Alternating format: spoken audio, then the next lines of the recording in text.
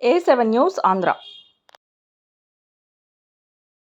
ఎన్టీఆర్ భరోసా పెన్షన్ల పంపిణీ కార్యక్రమానికి నూజివీడు నియోజకవర్గంలో ముస్నూరు మండలం వేల్పుచెర్ల గ్రామం విచ్చేసిన రాష్ట్ర సమాచార, పౌర సంబంధాలు, గృహ నిర్మాణ శాఖ మంత్రి కొలుసు పార్థసారథి దంపతులు గ్రామంలో ఇంటికి వెళ్లి వారిని ఆప్యాయంగా పలకరించి వారు చెప్పే సమస్యలను సాధారణంగా ఆలకించి అక్కడే సంబంధిత అధికారులకు సమస్య పరిష్కారానికి చర్యలు తీసుకోవాలని మంత్రి ఆదేశాలు జారీ చేశారు.